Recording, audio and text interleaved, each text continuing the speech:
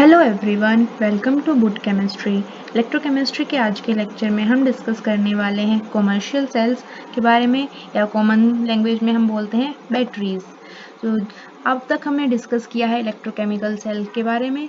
हम जानते हैं इलेक्ट्रोकेमिकल सेल जो है वो हमेशा केमिकल एनर्जी को इलेक्ट्रिकल एनर्जी में कन्वर्ट करते हैं। उनकी जो रिप्रेजेंटेशन है, हम हमेशा लेफ्ट हैंड साइड के ऊपर एनोड रिएक्शन लिखते हैं, जिसको हम ऑक्सीडेशन हाफ सेल भी बोल देते हैं, और राइट हैंड साइड में हम कैथोडिक रिएक्शन लिखते हैं। उसके बाद हमने देखा कि जो ऑक्सीडेशन हाफ सेल है उसके ऊपर हमेशा नेगेटिव चार्ज होता है और इलेक्ट्रॉनों से बाहर जाता है। और अगर हम बात करें राइट हैंड साइड वाले कंपार्टमेंट की, जिसे हम कैथोड बोलते हैं या फिर रिडक्शन हाफ सेल भी बोलते हैं, वहाँ पर इलेक्ट्रॉन एंटर करता है। अगर हम बात करें पूरे सेल के पोटेंशियल के बारे में, तो उसका फॉर्मूला है ई नोट कैथोड माइनस ई नोट एनोड। यहाँ पर जो आर या फिर एल का साइन है वो रिप्रेजेंट कर रहा है। यहाँ पर R represents your cathode and L represents anode। Okay, अगर हम बात करें यहाँ पर किसी भी सिंगल इलेक्ट्रोड पोटेंशियल के बारे में, जब हम बात कर रहे हैं स्टैंडर्ड कंडीशन में, तो ये वाला फॉर्मूला आप यूज़ कर सकते हैं। लेकिन प्रॉब्लम कब आती है? अगर कंडीशन स्टैंडर्ड नहीं है, इट मीन्स अगर कंडीशन में 1 मोलर कंसंट्रेशन नहीं है या फिर टेम्परेचर चेंज हो रहा है, तो उसके ऊपर उस पर्टिकुलर इलेक्ट्रोड के पोटेंशियल के ऊपर क्या इफेक्ट पड़ेगा, या फिर ओवरऑल सेल के पोटेंशियल के ऊपर क्या इफेक्ट पड़ेगा। तो ये रिलेशन दिया था नर्स्ट इक्वेशन से, और यहाँ पर ये दोनों फॉर्मूला उसी को रिप्रेजेंट करते हैं। देन हमने बात की थी relation of equilibrium constant with standard electrode potential. यहाँ पे हम देख सकते हैं स्टैंडर्ड इलेक्ट्रोड पोटेंशियल है, क्यों? क्योंकि electrode potential at equilibrium becomes 0। तो यहाँ पे ये वैल्यू जब 0 पुट कर देंगे, then this E naught cell will be equals to positive RT upon NF ln Kc। Okay, फिर हमने बात की थी गिब्स एनर्जी की, that will be equals to minus NF E cell, और स्टैंडर्ड गिब्स एनर्जी की और इक्विलिब्रियम कांस्टेंट के रिलेशन की। तो ये सब हम ऑलरेडी डिस्कस कर चुके हैं। चलिए स्टार्ट करते हैं आज का टॉपिक। तो ये है आज का हमारा रोड मैप। आज हम डिस्कस करने वाले हैं बैटरी के बारे में। बैटरी जो है क्या होता है एक्चुअल में? It is arrangement of cells connected in series. जब बहुत सारे सेल को सीरीज में कनेक्ट करते हैं तो उसी को तो हम बैटरी बोलते हैं। तो बैटरी को हम क्लासिफाई करते हैं into primary cell, secondary cell and fuel cell. तो और हम प्राइमरी सेल के अंदर हम पढ़ने वाले हैं 2 टाइप के cell, that is dry cell and mercury cell. Secondary cell के भी हम 2 टाइप के सेल ही पढ़ेंगे, that is lead storage battery and nickel cadmium storage cell. और फ्यूल सेल अलग से एक टॉपिक है, हम इन तीनों ही सेल्स को पढ़ेंगे, या फिर आप बोल सकते हैं बैटरीज को पढ़ने वाले हैं। चलिए स्टार्ट करते हैं प्राइमरी सेल से। एक्चुअली प्राइमरी सेल्स क्या होते हैं? ये रीयूजेबल नहीं होते हैं, मींस वन टाइम यूज वाले सेल है सारे प्राइमरी सेल्स, और डेली यूज में आप देख सकते हैं प्राइमरी सेल को। चलिए कमर्शियल सेल या बैटरीज को थोड़ा सा और अच्छे से जान लेते हैं। So it is an arrangement of cells connected in series which converts chemical energy into electrical energy when in use. तो बैटरीज करती क्या है? उनके अंदर कुछ ना कुछ केमिकल स्टोर होता है। अब आप क्या कर रहे हैं, अपने रिमोट के सेल के अंदर बैटरी लगा रहे हैं, तो उस बैटरी के अंदर ऑलरेडी एक केमिकल एनर्जी स्टोर्ड है, और जब आप उसको यूज़ कर रहे हैं टीवी को रन करने में, तो क्या कर रहा है वो? कुछ इलेक्ट्रिकल सिग्नल्स प्रोड्यूस कर रहा है। It means it is converting chemical energy into electrical energy. Okay, अब हम बैटरी तो ऐसे इतने सारे हम बोल सकते हैं इस चैप्टर के अंदर सेल पढ़े हैं, जिसके अंदर सॉल्ट ब्रिज भी होता है। तो एक एक्चुअल गुड कैरेक्टरिस्टिक्स क्या है बैटरी की? यूँ तो हम किसी भी मेटल को लेंगे, उसको कनेक्ट कर देंगे किसी दूसरे मेटल आयन के इलेक्ट्रोलाइट के साथ, और बन जाएगी बैटरी। बट एक्चुअल में कौन सी बैटरी है वो प्रैक्टिकल यूज़ की होगी? क्या प्रॉपर्टीज़ होनी चाहिए उनकी कि हम उसको डेली लाइफ में यूज़ कर सके? तो पहली प्रॉपर्टी है लाइट होनी चाहिए, कॉम्पैक्ट होनी चाहिए, मीन्स हैंडी होनी चाहिए, कि ये नहीं कि पूरा कमरे जितनी अगर बैटरी बन जाएगी तो आप उसको हैंडल कैसे करोगे। तो कॉम्पैक्ट होनी चाहिए, आप उसको जल्दी ईजी टू हैंडल होना चाहिए। और उसके अंदर एक स्टेबल वोल्टेज होनी चाहिए। इसका मतलब क्या हुआ कि ये नहीं कि आपने यूज़ किया 2 मिनट चली और उसके बाद फिनिश। तो उसके अंदर क्या है, लॉन्गर टाइम तक वो काम करे, लॉन्ग पीरियड तक वो वर्क करे। इसका मतलब क्या, उसकी एक स्टेबल वोल्टेज होनी चाहिए, स्टेबल पोटेंशियल डिफरेंस होना चाहिए, या फिर हम बोल सकते हैं स्टेबल EMF होनी चाहिए। तो ये है कुछ good characteristics of battery. Now start we are going to start a primary cell. तो प्राइमरी सेल या फिर प्राइमरी बैटरीज क्या होती हैं, जिनको हम बोलते हैं रीयूजेबल बैटरी नहीं है। ये use and throw, one time recharge होती है, मीन्स एक बार आप लेके आएंगे उसे यूज करेंगे, उसके बाद दोबारा से रिचार्ज नहीं होती है, means they are non rechargeable batteries. ये दोनों ही आपने देखे होंगे डेली यूज में। इसको हम बटन सेल भी बोल देते हैं अपनी कॉमन लैंग्वेज में। Okay, so primary batteries are those in which the redox reaction occurs only once. एक बार जो इसके अंदर केमिकल एनर्जी स्टोर्ड है वो इलेक्ट्रिकल सिग्नल्स प्रोड्यूस कर देगी, और जब पूरा का पूरा यहाँ पर केमिकल जो है वो यूज हो जाएगा, उसके बाद मीन्स रिएक्शन स्टॉप हो जाएगी, तो आप उसको दोबारा से रिचार्ज करके यूज नहीं कर सकते। उसको हम क्या बोल देते हैं, प्राइमरी सेल्स या फिर batteries. Means after use over a period of time, battery becomes dead and cannot be reused again. That is why these are use and throw type cells. Okay, so most familiar example है इसका dry cell and mercury cell. This one is dry cell and this one is mercury cell. चलिए, ये तो बाहर की बात हो गई, इतना तो किसी कॉमन पर्सन को भी पता है। तो आप इलेक्ट्रोकेमिस्ट्री में क्या नया सीखने वाले हैं इन बैटरीज के बारे में, देखते हैं। ओके, इस सेल को जरा तोड़ के तो आपने देख ही रखा होगा, लेकिन और अच्छे से देखते हैं। अगर आप इसे इस तरीके से ब्रेक करेंगे तो देखिए अंदर आपको कुछ इस तरीके का सीन नजर आएगा। ठीक है, तो हम ड्राई सेल की बात करने वाले हैं। ये कहाँ यूज होते हैं, ट्रांजिस्टर्स के अंदर, क्लॉक के अंदर, आपके रिमोट जो होते हैं उनके अंदर। इसकी तो बहुत इमेंस एप्लीकेशन है ड्राई सेल की। ठीक है, ओके, तो अब यहाँ की इसके स्ट्रक्चर की बात भी कर लेते हैं। तो जो बाहर का जो जिंक का कंटेनर है, इसके दो काम है। पहला, ये प्रोटेक्शन कर रहा है, आप देख सकते हैं ये जिंक कैन है यहाँ पर। तो जिंक कैन का पहला काम क्या हो गया, प्रोटेक्शन तो कर ही रहा है, प्लस ये बिहेव कर रहा है एज एनोड। ठीक है, डायग्राम में आप देख सकते हैं, it is behaving like anode. Okay, तो zinc container acts as anode. और फिर कैथोड कौन बिहेव कर रहा है, यहाँ पे देखिए, दिस इज कैथोड। कैथोड के ऊपर कैसा चार्ज है, यहाँ पर पॉजिटिव। हमें पता है इलेक्ट्रोकेमिकल सेल में पॉजिटिव चार्ज ही होता है। This is your cathode. और कैथोड की तरह क्या है, ये है कार्बन की road. So this carbon road is behaving like a cathode. Okay, ये कार्बन रोड के जो आसपास वाला एरिया है, दिस वन, ये सराउंड होता है। यहाँ पर क्या प्रेजेंट है, यहाँ पर प्रेजेंट है powdered manganese dioxide and carbon. तो यहाँ पे मैग्नीज डाइऑक्साइड MnO2 प्रेजेंट है और कार्बन प्रेजेंट है इस एरिया के अंदर।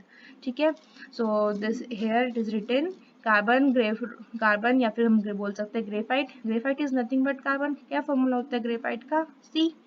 ओके, तो graphite rod is surrounded by powdered manganese dioxide and carbon. तो ये बाहर है, यहाँ भी पाउडर्ड कार्बन ही प्रेजेंट होता है। The space between the electrode is filled by a moist paste of ammonium chloride and zinc chloride. और यहाँ पर जो स्पेस हो गया इन दो लेयर्स के बीच में, यहाँ पर प्रेजेंट होता है ammonium chloride and zinc chloride, दोनों प्रेजेंट है। ओके, यहाँ पे जो अमोनिया प्रोड्यूस होती है रिएक्शन में, मैं दिखाऊंगी यहाँ पर, ये देखिए, ये रिएक्शन में अमोनिया प्रोड्यूस हो रही है। ठीक है, तो ये क्या करती है, ये जिंक आयन के साथ रिएक्ट करेगी। अमोनिया यहाँ पर प्रोड्यूस हो रही है और जिंक आयन यहाँ पर, देखिए एनोडिक रिएक्शन के अंदर जिंक आयन प्रोड्यूस हो रहा है। तो अमोनिया जिंक आयन के साथ रिएक्ट करेगी और ये कोऑर्डिनेशन कॉम्प्लेक्स बना रही है। ठीक है, इसको हम कोऑर्डिनेशन केमिस्ट्री में काफ़ी डिटेल में पढ़ने वाले हैं, बट आप बस अभी ये समझ लीजिए कि जो यहाँ पर प्रोडक्ट बन रहे हैं उनका क्या हो रहा है। तो एक फर्दर न्यू प्रोडक्ट बना रहे हैं। इस सेल का जो पोटेंशियल है that is 1.5 volt. Daniell cell का आपको याद होगा कितना है, बार बार यूज कर रहे थे हम, 1.1 वोल्ट। तो ड्राई सेल का तो डेनियल सेल से काफी बेटर हो गया, इट इज 1.5 वोल्ट। और ये है दोनों की इलेक्ट्रोड रिएक्शन। एनोड के ऊपर क्या हो रहा है, anode means oxidation, oxidation means loss of electron, या फिर हम बोल सकते हैं इंक्रीज इन ऑक्सीडेशन नंबर। देखिए जिंक यहाँ पे 0 ऑक्सीडेशन स्टेट में है, इसने 2 इलेक्ट्रॉन लूज किए और Zn2 पॉजिटिव में कन्वर्ट हो गया। मीन्स जिंक का क्या हो रहा है यहाँ पर, ऑक्सीडेशन। ओके, बात करें मैग्नीज डाइऑक्साइड की, तो यहाँ पर देखिए ऑक्सीजन का होता है -2, तो यहाँ पे 2 ऑक्सीजन एटम है, तो ये हो जाएगा x -4 इज इक्वल्स टू 0। तो मैग्नीज का ऑक्सीडेशन नंबर क्या आएगा यहाँ पर, +4 आ जाएगा। ठीक है, और यहाँ पर निकालेंगे, OH के ऊपर होता है -1 चार्ज और ऑक्सीजन के ऊपर होता है -2, तो आप निकालेंगे तो यहाँ पर मैग्नीज का ऑक्सीडेशन नंबर कितना आ जाएगा, +3। तो आप देख सकते हैं क्या हो रहा है, +4 से +3 ऑक्सीडेशन नंबर में जा रहा है। इसका मतलब क्या हो रहा है, decrease in oxidation number means reduction. तो यहाँ पर manganese dioxide is being reduced and zinc is getting oxidised. और यहाँ पे जो अमोनिया प्रोड्यूस हो रहा है as a side product, then it will form a coordination complex with zinc ion having formula this one। ठीक है, ये रिएक्शन हो गई एनोड और कैथोड की, दोनों की। चलिए तो ये था हमारा ड्राई सेल, काफ़ी इंपॉर्टेंट है, डेली यूज़ में ट्रांजिस्टर और क्लॉक्स में यूज़ होता है। Next is our mercury cell. Mercury cell है, ये भी जो छोटे डिवाइसेस होते हैं, जैसे कि हमारी वॉचेस हो गई, रिस्ट वॉच हो गई, या फिर हियरिंग एड्स हो गए, तो उनके अंदर मर्करी सेल यूज़ होता है। ठीक है, सो ये बहुत ही लो करंट जो डिवाइसेस होते हैं उनके लिए काफ़ी सूटेबल होते हैं, जिनमें ज़्यादा करंट की रिक्वायरमेंट नहीं होती है वहाँ पे। यहाँ पर क्या होता है, जिंक मरकरी का अमलगम होता है। जो अमलगम टर्म है, इसका मतलब क्या होता है, जब मरकरी किसी भी मेटल के साथ कोई एलॉय फॉर्मेशन करता है, उसके लिए हम टर्म यूज़ कर देते हैं अमलगम। अगर मरकरी ने लेड के साथ बना दिया तो हम उसको बोल देंगे लेड मरकरी अमलगम। अगर मरकरी आयरन के साथ प्रेजेंट है तो हम बोल देंगे आयरन मरकरी अमलगम। ठीक है, कॉपर के साथ प्रेजेंट है तो कॉपर मरकरी अमलगम। तो अमलगम एक जनरल टर्म है, जब मरकरी के साथ किसी और मेटल का हम बोलेंगे कंपाउंड बनता है, उसको हम अमलगम बोल देते हैं। ओके, तो यहाँ पे जो जिंक और मरकरी का अमलगम है वो एनोड की तरह बिहेव कर रहा है। ये एनोडिक रिएक्शन आप देख सकते हैं यहाँ पर। यहाँ पर ये देखिए रेड वाला पार्ट है, that is behaving like a anode. क्या प्रेजेंट है यहाँ पे, जिंक एंड मरकरी प्रेजेंट है इधर, जो रेड पोर्शन है। तो this is your anodic reaction. यहाँ पे दिस इज जिंक अमलगम। और यहाँ पर देखते हैं कैथोड के ऊपर क्या प्रेजेंट है, that is mercury oxide, a piece of mercury oxide and carbon will act as cathode. तो दिस इज योर, ये जो ब्लू कलर पोर्शन आपको नजर आ रहा है ये कैथोड है। यहाँ पर क्या प्रेजेंट है, मरकरी ऑक्साइड प्रेजेंट है एंड कार्बन प्रेजेंट है। This is your cathode. और इलेक्ट्रोलाइट में क्या प्रेजेंट है, इलेक्ट्रोलाइट क्या करता है, मीडियम प्रोवाइड करता है for the flow of ion. So the electrolyte is a paste of KOH and zinc oxide. तो ये जो KOH तो काफी स्ट्रॉन्ग बेस होता है, और जिंक ऑक्साइड ये बिहेव करेंगे एज इलेक्ट्रोलाइट, मीडियम प्रोवाइड करने वाले। आप देख सकते हैं इस रिएक्शन के अंदर ये OH नेगेटिव आयन कहाँ से आया है, ये आया है पोटेशियम हाइड्रोक्साइड के डिसोसिएशन से। क्योंकि पोटेशियम हाइड्रोक्साइड डिसोसिएट होगा तो क्या दे देगा आपको, K positive and OH negative ion. और OH नेगेटिव आयन जो है वो यहाँ पर यूज हो जाएंगे रिएक्शन के अंदर। तो this is your cell reaction. यहाँ पर जिंक अमलगम है, ये यूज हो रहे हैं यहाँ पर O hydroxide ion which was given by potassium hydroxide, and this zinc is being converted into ZnO, zinc oxide में कन्वर्ट हो गया। ओके, यहाँ पर ये सिर्फ एलओआई फॉर्मेशन हुआ है, कोई बॉन्ड नहीं है, तो मीन्स क्या है, यहाँ पे 0 से +2 ऑक्सीडेशन स्टेट में जा रहा है। ऑक्सीजन की -2 है तो जिंक की ऑक्सीडेशन स्टेट कितनी आ जाएगी, +2, means increase in oxidation number. यहाँ से आप देख भी सकते हैं क्या हो रहा है यहाँ पे, loss of electron means oxidation. Cathode की अगर हम बात करते हैं तो यहाँ पे मरकरी ऑक्साइड है, तो यहाँ पर ऑक्सीजन का ऑक्सीडेशन नंबर -2, तो मरकरी का क्या हो जाएगा, +2। ठीक है, और हम बात करें यहाँ पर मरकरी लिक्विड स्टेट में प्रेजेंट है, और है तो सिर्फ मरकरी, इट मीन्स 0। तो ये +2 से 0 के अंदर जा रहा है, means decrease in oxidation number, that means reduction. हमें पता भी है कैथोड के ऊपर तो रिडक्शन ही होता है, and reduction means gain of electron. आप यहाँ से भी देख सकते हैं +2 इलेक्ट्रॉन लिखा हुआ है ना, plus means gain of electron हो रहा है। This is your cathodic reaction. Okay, overall reaction में क्या करना है, इन दोनों रिएक्शन को ऐड ही तो कर रखा है, तो यहाँ पर 2OH से तो 2OH कैंसिल हो जाएगा, आप जो दोनों को ऐड करेंगे। इलेक्ट्रॉन जो है वो इलेक्ट्रॉन से कैंसिल हो जाएंगे, और वाटर से वाटर कैंसिल। बच क्या गया यहाँ पर, ये जिंक अमलगम बच गया, मरकरी ऑक्साइड, और प्रोडक्ट में हमें क्या मिल रहा है, zinc oxide plus mercury. Okay, तो सेल पोटेंशियल जो है इसमें होता है अप्रोक्सीमेटली 1.35 वोल्ट, ये भी काफ़ी ज़्यादा है। आपको याद होगा ड्राई सेल के अंदर कितना था, 1.5 वोल्ट। तो ऑल्दो ड्राई सेल से तो कम है, लेकिन डेनियल सेल या फिर हम जिसको गैल्वेनिक सेल बोल रहे हैं उससे तो ज़्यादा ही हो गया। ठीक है, तो cell potential is approximately 1.35 volt and it remains constant during its life. आपको पता है काफ़ी लंबे समय तक चलते हैं मरकरी सेल, तो क्यों चल पाते हैं, क्योंकि इनका जो ये सेल पोटेंशियल है वो ऑलमोस्ट कांस्टेंट ही रहता है।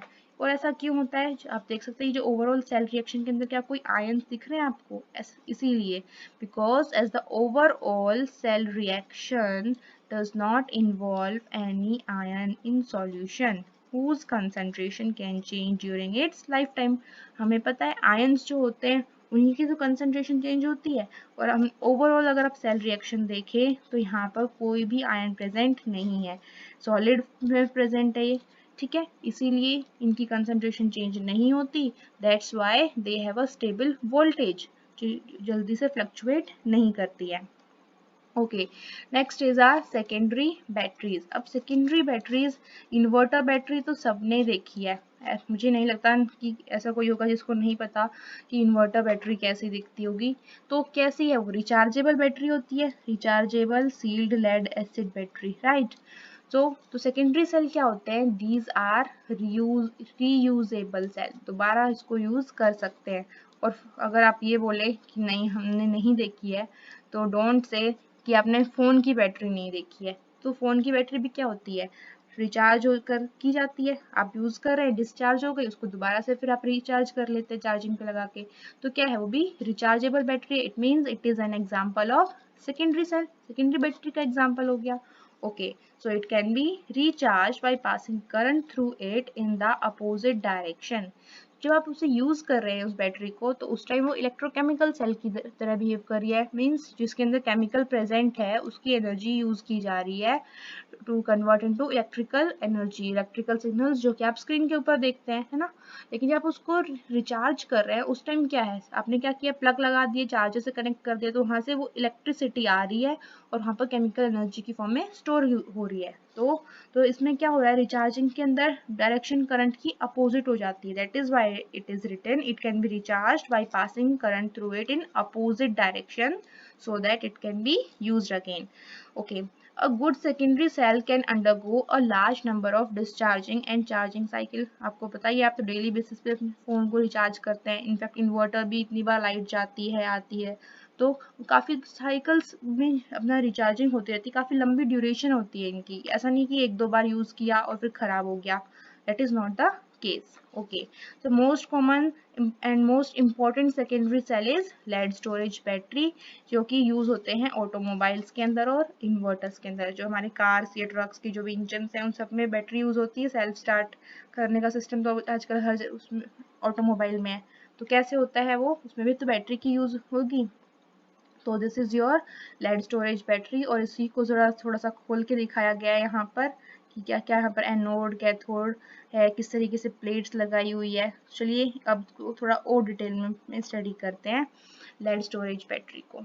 ठीक है, so lead storage battery it is used in automobiles and inverters, we already know that. It consist of a lead anode. अब यहाँ पे देखिए ये जो एनोड शो कर रखा है, एनोड कहाँ है? ये दिखा रखा है इधर। तो ऐसा नहीं है कि सिर्फ ये सिर्फ एक कंपार्टमेंट दिखा रखा है, ये दूसरा कंपार्टमेंट है या तीसरा कंपार्टमेंट है, लेकिन ये एक एक कंपार्टमेंट एक एक सेल को शो कर रहे हैं, एक एक सेल को रिप्रेजेंट कर रहे हैं। तो हर कंपार्टमेंट के अंदर क्या है? एक एनोड है, एक कैथोड है।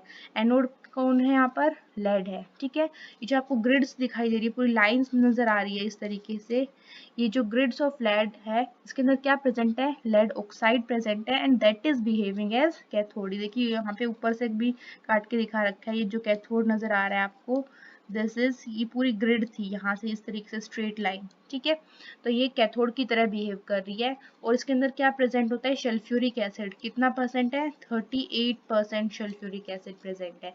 और कैसे बिहेव कर रहा है? इसका क्या फंक्शन है? ये इलेक्ट्रोलाइट की तरह बिहेव करता है। ओके, चलिए सेल रिएक्शन देखते हैं। तो एनोड के ऊपर क्या होता है? यहाँ पर एनोड के ऊपर लेड है। ऑब्वियसली यहाँ पे मैंने बताया आपको एनोड कौन बिहेव करता है? लेड। और यहाँ पे सल्फेट आयन कहाँ से आ रहे हैं? By H2SO4, because it is behaving as electrolyte. तो फिर लेड है वो कन्वर्ट हो जाएगा लेड सल्फेट के अंदर।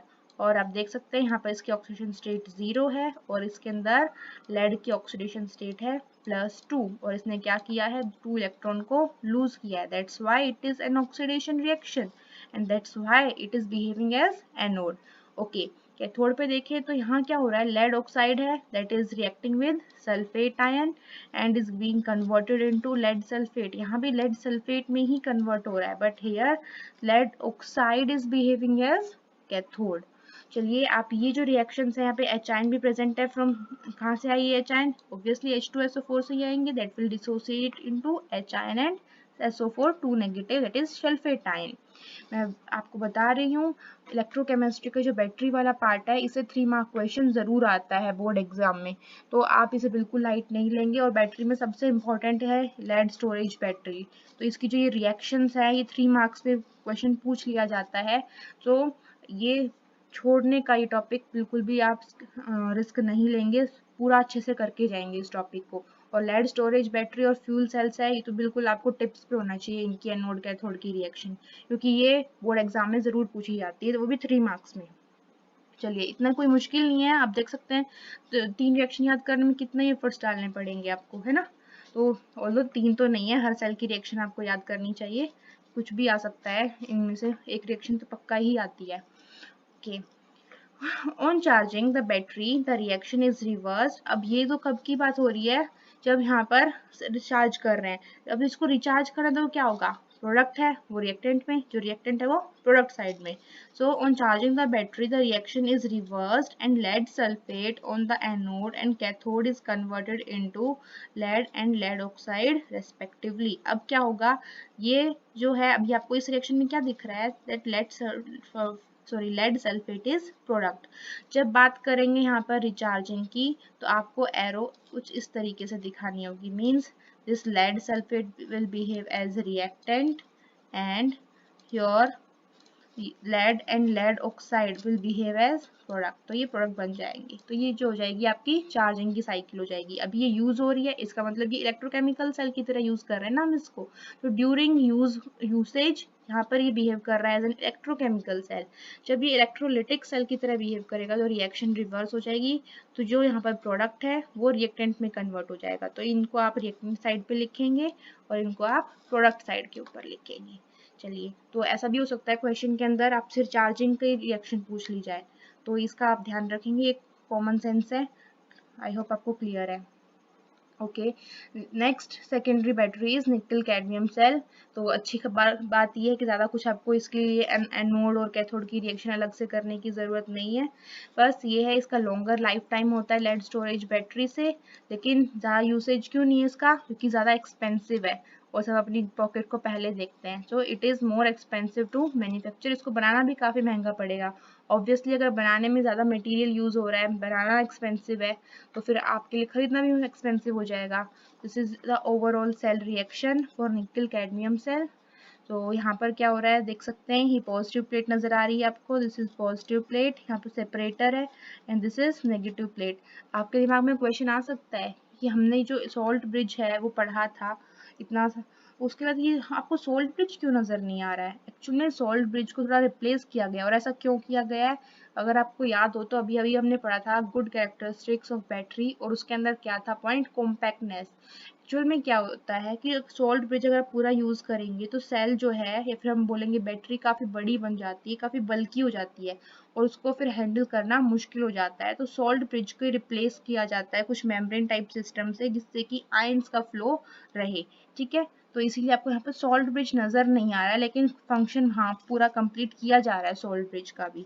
सो this is a rechargeable nickel cadmium cell in a jelly roll arrangement, and it is separated by a layer soaked in moist sodium और potassium hydroxide. तो ये जो सेपरेटर है इसके अंदर क्या प्रेजेंट है, KOH प्रेजेंट है। तो this is the overall cell reaction for nickel cadmium cell, आप देख सकते हैं। Next is your fuel cell. तो एक तो मैंने आपको बताया था लेड स्टोरेज बैटरी काफ़ी इंपॉर्टेंट है, और दूसरा मोस्ट इंपॉर्टेंट टॉपिक आज के लेक्चर में है, दैट इज फ्यूल सेल।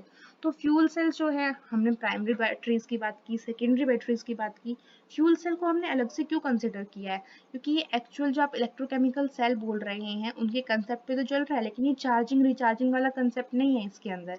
ये क्या है, ये भी एक है तो गैल्वेनिक सेल ही, लेकिन यहाँ पर जो रिएक्शन है that is very very direct. तो क्या है इसकी डेफिनेशन, डायरेक्टली का मतलब क्या है, यहाँ पर रिएक्टेंट को आप कॉन्टिन्यूसली फीड कर रहे हैं, मतलब बाहर से डाले जाएंगे और रिएक्शन होती रहेगी और इलेक्ट्रिकल एनर्जी प्रोड्यूस होती रहेगी। So it is highly efficient galvanic cell that directly, यहाँ पर डायरेक्टली वर्ड बहुत इंपॉर्टेंट है, that directly converts chemical energy of combustion of fuel like hydrogen, methane and methanol into electricity। तो यहाँ पे क्या हो रहा है, जो फ्यूल्स हैं उनको डायरेक्टली इलेक्ट्रिसिटी में कन्वर्ट किया जा रहा है। और वो फ्यूल्स क्या हैं, यहाँ पर वो फ्यूल्स यूज होते हैं हाइड्रोजन, मीथेन या मिथेनॉल जैसे कंपाउंड्स, ठीक है। तो यहाँ पर क्या है, जो रिएक्टेंट्स है उनको कॉन्टिन्यूसली डाला जा रहा है, ऐसा नहीं है कि बॉक्स में या फिर सेल के कंटेनर में पैक करके रख दिया और ये लीजिए आप इस सेल को यूज कीजिए, ऐसा नहीं होता। यहाँ पर रिएक्टेंट को कंटिन्यूसली सप्लाई करवाया जाता है और तब जाके रिएक्शन काफ़ी लंबे टाइम तक होती रहती है और फ्रूटफुल रहता है process. Okay, so reactants are fed continuously to the electrodes and products are removed continuously from the electrolyte compartment. याद होगा आपको ली चैटलियर प्रिंसिपल, तो उसके अंदर क्या था, A plus B gives C plus D। तो इस रिएक्शन के अंदर क्या किया जाता है, अगर हमें ये रिएक्शन है काफ़ी लंबे टाइम तक फॉरवर्ड डायरेक्शन में चलानी है, तो आप क्या कर सकते थे, अगर आप यहाँ से रिएक्टेंट की कंसंट्रेशन को इंक्रीज कर दें, ठीक है, तो यहाँ पे रिएक्टेंट की कंसंट्रेशन को इंक्रीज कर देंगे तो रिएक्शन कहाँ जाएगी, फॉरवर्ड डायरेक्शन में जाएगी। या फिर आप क्या कर रहे हैं, जो प्रोडक्ट बन रहा था उसको आप टाइम टू टाइम वापस निकालते जा रहे हैं, डिक्रीज कर रहे हैं, बाहर निकाल दिया प्रोडक्ट, तो भी क्या होगा, रिएक्शन फॉरवर्ड डायरेक्शन में यूज होगी। तो इस रिएक्शन में ये दोनों काम हो रहे हैं, यहाँ पे रिएक्टेंट को और डाला जा रहा है, सप्लाई की जा रही है, और प्रोडक्ट जैसे ही बनता है उसको रिएक्शन से बाहर निकाल लिया जाता है। तो जो कन्वेंशनल आप बोलेंगे जो प्रोसेस है इलेक्ट्रिकल एनर्जी प्रोड्यूस करने के, उसके कंपेरिजन में ये प्रोसेस काफ़ी एफिशिएंट है। कितनी एफिशिएंसी है, 70%। अगर आप बात करें थर्मल पावर प्लांट की, तो उसकी एफिशिएंसी कितनी होती है, जस्ट 40%। तो हम बोल सकते हैं काफ़ी हाईली एफिशिएंट प्रोसेस है या हाईली एफिशिएंट सेल्स हैं ये। तो एक प्रॉब्लम और है, जो थर्मल पावर प्लांट से इलेक्ट्रिसिटी प्रोड्यूस होती है उसमें काफ़ी पॉल्यूशन होता है। अब इतना सारा कोल अगर बर्न होगा तो ऑब्वियसली बहुत ज़्यादा पॉल्यूशन क्रिएट होता है ना। So the production of electricity by thermal plants is not a very efficient method and is a major source of pollution। वहाँ से pollution होता है, लेकिन अगर आप बात करें fuel cells की, then they are pollution free। तो ये pollution free है, इसलिए कोई प्रॉब्लम नहीं है यहाँ पर। तो इतनी हम बोलेंगे विन विन सिचुएशन है, कितने अच्छे सेल्स है। इसकी एफिशिएंसी की बात करें तो काफ़ी अच्छी है, पोल्यूशन भी नहीं होती है। इनफैक्ट अगर आप फ्यूल्स देखें यहाँ पे हाइड्रोजन, मीथेन, तो मतलब हमें लग रहा है कि ये तो हमारे एटमॉस्फेयर की गैसेज ही तो है हाइड्रोजन, तो इस हिसाब से तो रिन्यूएबल भी हो गया। अगर हम कोल की बात करें तो कोल क्या है, एक नॉन रिन्यूएबल रिसोर्स है, हमें पता है जल्दी एग्जॉस्ट हो जाएगा, खत्म हो जाएगा, फिर क्या करेंगे।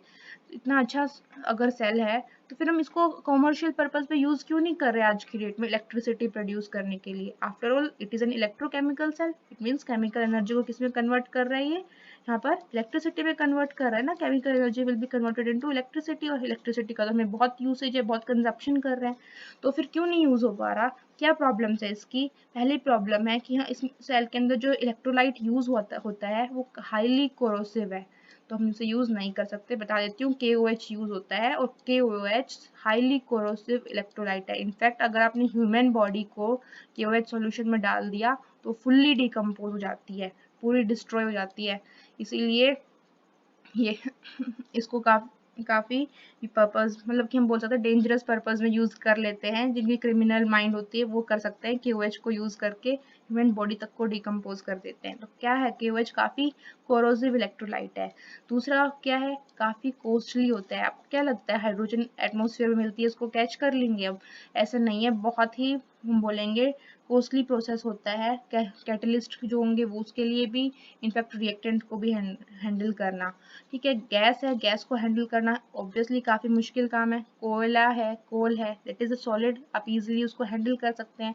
तो ये सब कुछ प्रॉब्लम्स है जिसकी वजह से फ्यूल सेल अभी भी कॉमर्शियल स्केल्स के ऊपर यूज़ नहीं हो रहे हैं, लेकिन scientist are working on it और होप जल्दी ही हमें इनका सॉल्यूशन मिल जाएगा।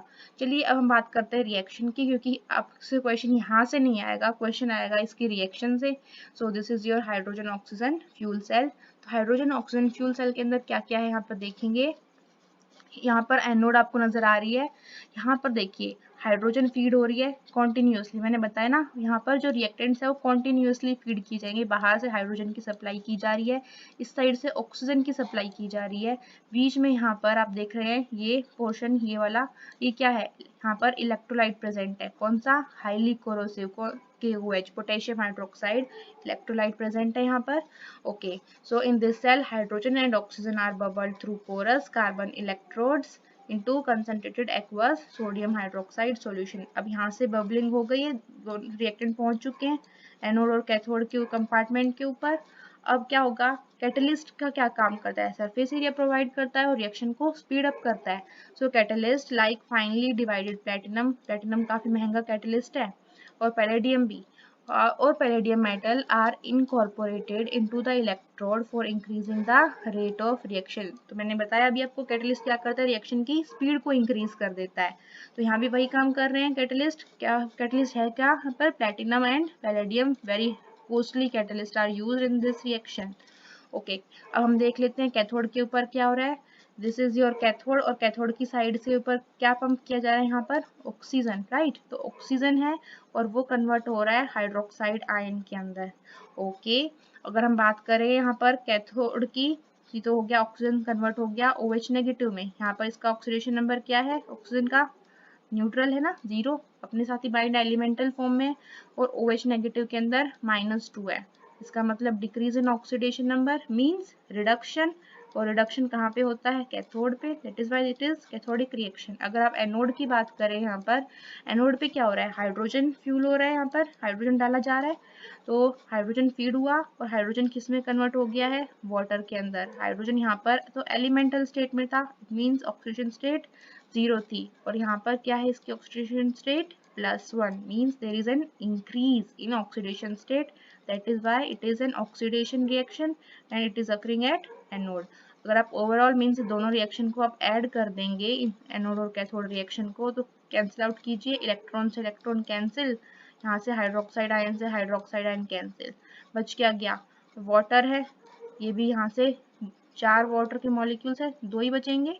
तो इनको अगर हम ऐड करते हैं तो ओवरऑल रिएक्शन क्या हो रही है, यहाँ पर हमने हाइड्रोजन और ऑक्सीजन को रिएक्टेंट लिया है, इनको फीड किया गया है, और हमें एज अ प्रोडक्ट क्या मिल रहा है, वाटर मिल रहा है।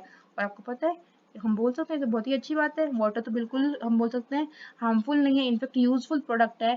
जो रिएक्शन है ये यूज की गई थी सबसे पहले स्पेस के अंदर, एस्ट्रोनॉट्स ने यूज की थी। यहाँ से क्या है, जब इस रिएक्शन को किया गया तो हमें इलेक्ट्रिसिटी तो मिल ही रही है, और इलेक्ट्रिसिटी के साथ साथ उनको वाटर भी मिल गया, यानी कि दोनों काम विन विन सिचुएशन हो गई, पानी का पानी मिल गया और बिजली की बिजली मिल गई। ओके, पर ये सेल का क्या है, कितनी देर, ये देखिए यहाँ से वाटर बाहर निकल रहा है, वाटर आउटलेट है, यहाँ से साइड प्रोडक्ट मिल रहा है ना, इनफैक्ट प्रोडक्ट तो यही मिल रहा है, plus very large amount of electricity. कितनी एफिशिएंसी है इसकी, 70%। तो इस सेल पर दिक्कत क्या है, ये सेल तभी तक चलेगा जब तक आप बाहर से हाइड्रोजन और ऑक्सीजन को अंदर पहुंचाते रहोगे। जैसे ही आपने हाइड्रोजन या ऑक्सीजन की सप्लाई बंद की, cell will stop working. So the cell run continuously as long as the reactants are supplied. So fuel cell can produce electricity with an efficiency of 70%. Highly efficient cell है। Okay, these are your questions of the day. कोशिश कीजिएगा, इतने मुश्किल नहीं है, just one word answer है, comment section में आप इनका आंसर कर सकते हैं। Thank you.